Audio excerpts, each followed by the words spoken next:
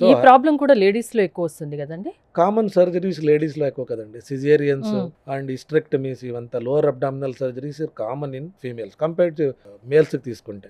మేల్స్కి surgeries వచ్చేసి ఏమంటారు cancer లాంటివి ఉంటాయి, అపెండిక్స్ లాంటివి ఉంటే చేస్తామే తప్ప abdominal surgeries in males are less. అంటే రాకుండా తీసుకోవాల్సిన జాగ్రత్తలు ఏమీ ఉండవు అసలు. ఉన్నాయి, ఉన్నాయి. డెఫినెట్గా ఉన్నాయి. ఆ. ఇప్పుడు ఏమంటారు సర్జరీ చేయించుకున్నారు ఆ, చాలా మంది. ఇప్పుడు ఏమంటారు ఎస్పెషల్లీ నేను యంగ్ జనరేషన్లో చూస్తాను, immediately after surgery abdominal exercise start చేస్తారు. ఎందుకంటే డెలివరీస్ తర్వాత పొట్ట స్ట్రెచ్ అవుతుంది, అగ్లీగా కనిపిస్తాము ఉంటుంటే they will start doing abdominal exercise, crunches start చేస్తారు.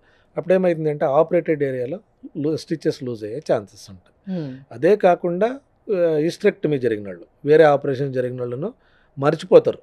ఏమంటారు చాలా మందికి ప్రతి సర్జన్ అడ్వైజ్ చేసేది ఏంటంటే 6 months to 1 year స్ట్రైట్గా లేవడం కానీ, బరువు ఎత్తడం కానీ, లేదా బెల్ట్ వాడడం కానీ ఇవన్నీ చేయాలంటే చెప్తారు. స్ట్రైట్గా లేవకండి, బరువు ఎత్తకండి అంటే. కొందరు మర్చిపోయి ఆపరేషన్ అయిపోయింది కదా ఎన్ని రోజులు అంటే బరువు పని స్టార్ట్ చేస్తారు. కొందరు జిమ్కి వెళ్తారు. సో దానివల్ల ఆర్నియాస్ వచ్చే ఛాన్సెస్ ఉంటాయి.